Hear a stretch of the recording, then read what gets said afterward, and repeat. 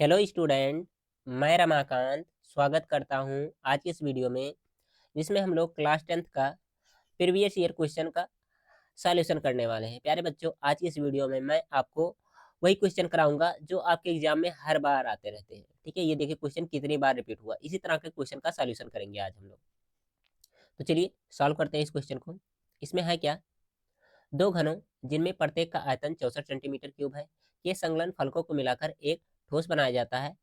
इससे प्राप्त घनाभ का पृष्ठीय क्षेत्रफल ज्ञात कीजिए। तो इसमें क्या है, सबसे पहले एक घन है, ये हो गया एक घन। ठीक है, एक हो गया, ये क्या हो रहा है, इसको कॉपी करना पड़ेगा पहले, और एक घन ये हो गया। ठीक है, दोनों क्या है, 64 सेंटीमीटर क्यूब वाले हैं। अब इनको मिलाया जा रहा है। ठीक है, मिलाएंगे तो ये आकर के आपस में मिल जाएंगे। इसकी लंबाई क्या है, यल मान लेते हैं। चौड़ाई जो यहाँ से यहाँ तक है, इसको क्या मान ले रहे हैं, बी है। ऊंचाई जो है, इसको क्या मान ले रहे हैं, एच है। ठीक है, इसमें भी क्या होगा, यल ये हो जाएगा, बी इसमें क्या हो जाएगा, ये हो जाएगा, और एच क्या होगा, इसमें ये हो जाएगा। घनाभ में लंबाई चौड़ाई ऊंचाई सब आपस में बराबर होते हैं, तो इसको क्या मान लेंगे, यक्स मान लेंगे, इसको भी यक्स मान लेंगे, इसको भी यक्स मान लेंगे हम लोग। ये हो गया यक्स, ये भी क्या होगा, यक्स होगा, ये भी क्या होगा, यक्स यक्स, सब कुछ आपस में हो जाएंगे। ठीक, अब इनको मिलाना है। ठीक है, मिलाकर क्या बनाना है आपको, घनाभ बनाना है। ठीक है, तो चलिए मिलाते हैं। देखिए ये इस तरह से मिलेगा, मिल गया। अब देखिए चौड़ाई में कोई चेंजेज नहीं है, ऊंचाई में कोई चेंज नहीं, लेकिन लंबाई इतना था, इतना और बढ़ गया, यानी कि यल यहाँ पर भी है, यानी कि 2 टाइम्स ऑफ यल हो जाएगा। ठीक है, घनाभ की लंबाई क्या हो जाएगी, बढ़ जाएगी, बाकी चौड़ाई और ऊंचाई सेम से रहेगी। ठीक है, तो इसको मैं यहाँ पर लिख दे रहा हूँ, उसके बाद में करते हैं हम लोग।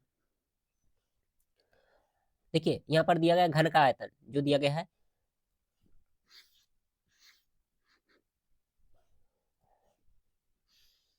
यहाँ पर देखिए मैं मान ले रहा हूँ घन की भुजा कितनी है, यक्स है, तो लिखेंगे क्या, माना घन की भुजा, यानी कि साइड जो होती है, इसको क्या मान ले रहे हैं, यक्स है। ठीक है, तो घन का आयतन कितना हो जाएगा, घन का आयतन, आप लोग पूरा पूरा नाम लिखिएगा एग्जाम में, मैं ऐसे शॉर्ट में लिख दे रहा हूँ।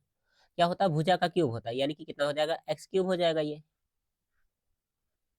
घन का आयतन कितना दिया गया, 64 दिया गया, तो यहाँ पर मैं पुट कर दूंगा 64 इक्वल टू कितना हो जाएगा, एक्स क्यूब हो जाएगा। अब यहाँ से एक्स की वैल्यू निकालना चाहे तो 4 चौका 16, चौका कितना हो जाएगा, 64 हो जाएगा। ये बात हो गई एक्स के लिए। घन में सब चार चार चार चार आ जाएंगे। ठीक है, कोई दिक्कत नहीं। अब निकालते हैं हम लोग घनाभ की भुजाएं।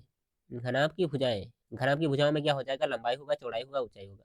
ठीक है, लंबाई को यल में मान ले रहा हूँ, आप लोग एग्जाम में पूरा पूरा नाम लिखेंगे। चौड़ाई बी हो जाएगा, ऊंचाई क्या हो जाएगा, एच हो जाएगा। देखिए लंबाई यहाँ से यहाँ तक है, इसमें क्या जोड़ा गया है, यल और यल दोनों जोड़े गए, यानी कि 2 टाइम्स ऑफ यल हो जाएगा। ठीक है, और यल किसके बराबर है, यक्स है, यक्स कितना हो जाएगा, 2x, यानी कि कितना हो जाएगा, ये हो जाएगा 4 4 8 हो जाएगा यहाँ पर। ठीक है, इसकी चौड़ाई यानी कि बी कौन सा है, सेम सेम आ रहा है, यक्स के बराबर है। ठीक है, तो कितना हो जाएगा, ये हो जाएगा 4। ऊंचाई भी कितना हो जाएगा, 4 हो जाएगा। अब आगे क्या करना है, इसका आंसर लाना है, और क्या करना है, क्या निकालना में, घनाभ का पृष्ठीय क्षेत्रफल। तो फार्मूला लगाएंगे घनाभ का पृष्ठीय क्षेत्रफल का। ठीक है, घनाभ का पृष्ठीय क्षेत्रफल, फार्मूला क्या होता है, जल्दी से जिसको याद है कमेंट बॉक्स में लिख दो। क्या होता है, 2 ब्रैकेट में L B plus B H plus क्या होता है, एच एल होता है। ये तो होता है, दो एजिटिस ऐसे ही रहने वाला है।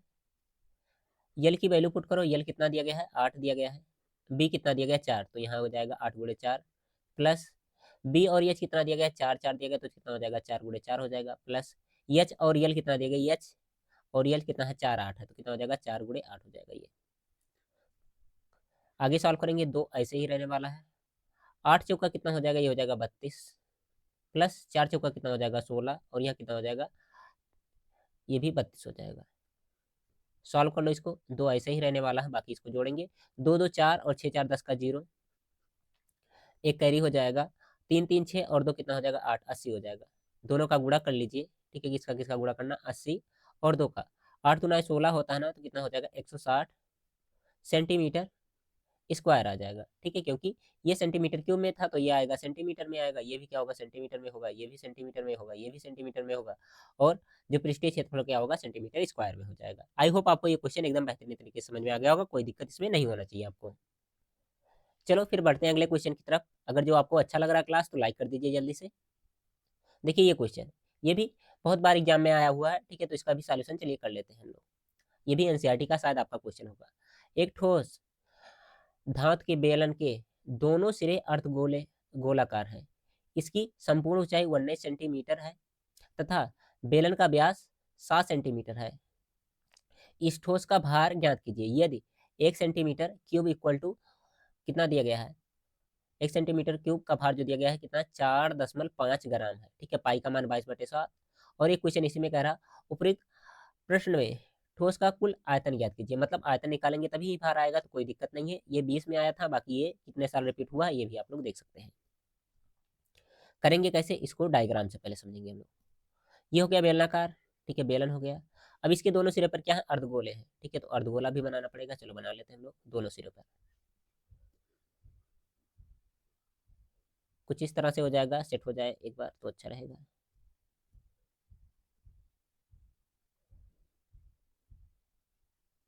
ये हो गया इधर। एक मिनट जस्ट रुकेंगे थोड़ा सा आप लोग, नीचे भी मैं बना दूँ इसी समय। हाँ यहाँ पर हो जाएगा, ये हटा लो यहाँ से। कुछ इस तरह से इसका डायग्राम हो जाएगा। इसकी पूरी ऊंचाई जो दी गई है, कितना दिया गया है, इसको भी मैं लिख दे रहा हूँ। संपूर्ण ऊंचाई की बात हो रही है, संपूर्ण ऊंचाई दिया गया है, ये इस पॉइंट से लेकर के इस पॉइंट तक दिया गया, ये 19 दिया गया टोटल, ठीक है, 19 दिया गया है ये।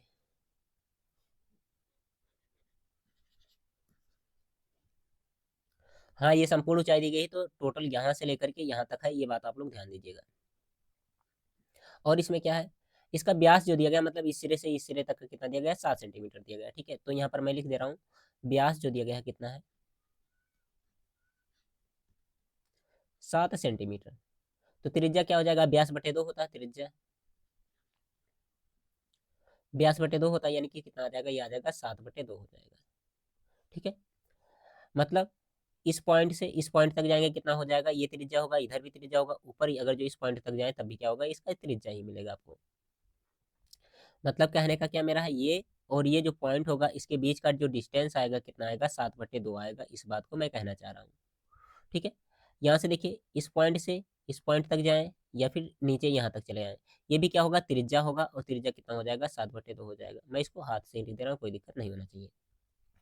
इसके बाद में ये जो बीच वाला पार्ट दिख रहा है ये कितना होगा, फिर ये हो जाएगा 7/2, 7/2 इधर हो जाएगा, 7 टोटल हो जाएगा, घटाएंगे 19 में से, 19 में से क्या करो 7 घटा लो, तो कितना आ जाएगा 12। यानी कि जो बेलन की ऊंचाई निकल करके आ रही कितना हो जाएगा, ये बेलन की ऊंचाई यानी कि यच, ये कितना हो जाएगा 19, और माइनस में कितना हो जाएगा 7, जब इसको घटाएंगे तो यच बराबर कितना आ जाएगा, ये आएगा 12 आ जाएगा, ठीक है। यहाँ तक कोई दिक्कत तो नहीं होना चाहिए आपको, यहाँ पर मैं लाइन कर दे रहा हूँ ये। हाँ अब हमें निकालना क्या है, इसका आयतन निकालना है, ठीक है। तो ठोस का आयतन मैं निकाल रहा हूँ, ठोस का आयतन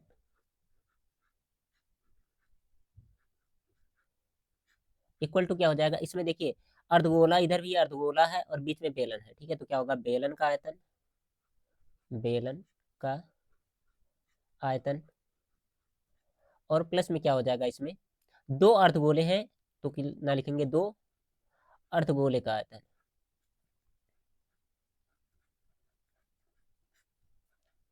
का आयतन, ठीक है। अब यहाँ से देखिए बेलन का आयतन क्या होता है, पाई r² h होता है, प्लस में 2, अर्धगोले का आयतन कितना होता है, 2, 2 नहीं होता है, 2/3 पाई r³ होता है, 4/3 टोटल होता है, तो कितना हो जाएगा, 2/3 पाई r³ हो जाएगा ये। देखिए यहाँ से जो कॉमन है कॉमन कर लो, पाई कॉमन है, r² कॉमन है, ठीक है। तो पाई r² मैंने कॉमन कर लिया, ठीक है। तो बचेगा कितना, यहाँ से बच जाएगा एच, और प्लस में कितना हो जाएगा, 2 का गुणा करेंगे, 2 दूना 4, और बटे में कितना हो जाएगा 3, और यहाँ से कितना बचेगा, केवल r बच जाएगा ये, ओके। अब आगे आपको क्या करना, वैल्यू पुट करना, आंसर आराम से मिल जाएगा। पाई की जगह पर कितना रखना, 22/7, तो मैंने रख दिया 22/7, गुणे आर की जगह पर कितना होने वाला है, 7 होने वाला है, 7/2 आया है, ठीक है। तो कितना हो जाएगा 7/2, और गुणे कितना हो जाएगा 7/2, ब्रैकेट में एच की वैल्यू कितनी आई है, 12, तो मैंने यहाँ पर लिख दिया 12, 4/3, और यहाँ से फिर से आर है, तो आर की जगह पर कितना हो जाएगा, 7/2 हो जाएगा ये। आगे कट पीट कर दो जो कटने वाले हैं, जैसे 7 से ये 7 कट जाएगा, 2 से काटेंगे 11 बार में 22 कट जाएगा। ठीक है, इसमें क्या कर सकता है, 2 से काटेंगे 2 दूना 4 कट जाएगा आराम से, कोई दिक्कत ही नहीं है। हाँ, ये काट रहे हो जो सही से काटना, नहीं तो पूरा गुणा करके सॉल्व कर लेना। 11 से तो कितना हो जाएगा, 77 हो जाएगा, और बटे में कितना आ जाएगा, 2 आ जाएगा यहाँ से। ब्रैकेट के अंदर कितना होगा, नीचे कितना बच रहा है, 3 बच रहा है, ऊपर ये बच रहा है इधर। ठीक है, तो 3 का गुणा इसमें करेंगे कितना हो जाएगा, 12 3 36 हो जाएगा। ये एलसीएम लेकर मैं डायरेक्ट सॉल्व कर रहा हूँ। और यहाँ कितना हो जाएगा, 7 दूना 14 हो जाएगा। और इसके नीचे कितना आएगा, केवल आ जाएगा 2, 2 नहीं 3 है, ये 3 है। 12 3 36 तभी तो हुआ था, ये 3 बच रहा था, तो इसके कुछ नीचे नहीं था, तो 1 कर लिया मैंने, इसको सॉल्व कर लिया, और 7 दूना 14 ये इधर हो गया। आगे क्या करना है, ऊपर इसको कर दो थोड़ा सा, ये हो जाएगा 77 बटे में 2, और यहाँ से गुणे में हो जाएगा इसका, इसको जोड़ लो, कितना हो जाएगा, 6 4 10 का 0, एक कैरी हो जाएगा, और कितना हो जाएगा, 3 और 2 5 हो जाएगा ये, और इसके बटे में कितना आ जाएगा, ये आ जाएगा 3। आगे क्या कर सकते हैं हम लोग, 2 से काटेंगे, 2 1 2, और कितना हो जाएगा, ये हो जाएगा 25। ठीक है, 25 दूना 50 होता है, 25, और क्या करना, 77 का गुणा कर लेना है। ठीक है, तो गुणा करेंगे तो ये कितना आएगा, मैं गुणा करके बता दे रहा हूँ, 19, उसके बाद कितना हो जाएगा, 2 5, और बटे में कितना आ जाएगा, 3 आ जाएगा। ये जो आयतन पूछ रहा था इस क्वेश्चन के लिए ये हो जाएगा। अब आयतन ही केवल नहीं पूछा हमसे, और कुछ पूछा गया तो मैं यहाँ नीचे कर दे रहा हूँ। इसका भार पूछ रहा है, 1 सेंटीमीटर क्यूब का कितना है, 4.5 है। ठीक है, तो टोटल कितना हो जाएगा, ये हो जाएगा 19 25। ठीक है, बटे में 3, और गुणे कितना हो जाएगा, ये हो जाएगा 4.5 हो जाएगा। ठीक है, अब इसको गुणा करके आप लोग सॉल्व कर लीजिएगा, जो आएगा वही आंसर हो जाएगा। ठीक है, इतना तो कर ही सकते हैं आप लोग।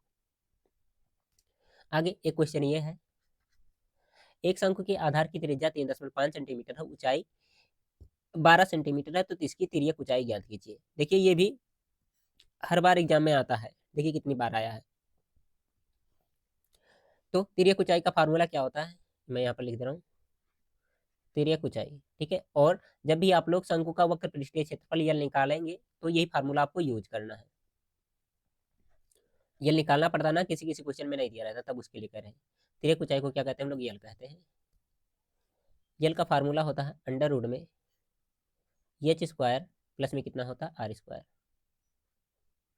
ठीक है, एच क्या होगा, ऊंचाई को हम लोग कहते हैं एच, और यल क्या हो जाएगा, यहाँ पर जो दिया गया 3 आर दिया गया है, आर दिया गया 3.5, यहाँ हो जाएगा 12 का स्क्वायर, और प्लस में 3.5 दिया गया, तो 3.5 का स्क्वायर हो जाएगा। 2 नंबर का क्वेश्चन ये है। ठीक है, ये मत समझिएगा, लॉन्ग क्वेश्चन में ये आएगा। 12 बराबर कितना हो जाएगा, 144 हो जाएगा, प्लस 3.5 का स्क्वायर, जब इसका स्क्वायर करेंगे कितना होता है, 12 25 होता है। ठीक है, बीच में दशमलव लगा तो दशमलव यहाँ पर लगा देंगे। इसके बाद में क्या करना है, इसको ऐड करना है। ठीक है, ऐड कर लीजिए, ये दशमलव वाला तो इधर ही रह जाएगा, बाकी 4 और 2 कितना हो जाएगा, 6 हो जाएगा, और यहाँ कितना आ जाएगा, 3 आ जाएगा, 1 आ जाएगा। यानी कि कितना आ गया, ये कुछ गलत हो रहा क्या, यहाँ 5 हो रहा है, 2 2 4 4 1 5, और ये इतना हो जाएगा। अब इसको क्या करना, अंडर रूट से बाहर निकालना। ठीक है, जब अंडर रूट से बाहर निकालेंगे तो ये कितना आ जाएगा, ये आएगा 12.5 आ जाएगा। ठीक है, तो ये क्या हो जाएगा, हम लोग का आंसर आ जाएगा। ठीक है, सेंटीमीटर में। तो ये थे 3 इंपॉर्टेंट क्वेश्चन जिसको मैंने कराया। उम्मीद है एकदम बढ़िया तरीके से आपको समझ में आया होगा। समझ में आया है तो लाइक करिए, और अपने दोस्तों के पास में शेयर करिए। ओके, बाय बाय प्यारे बच्चों।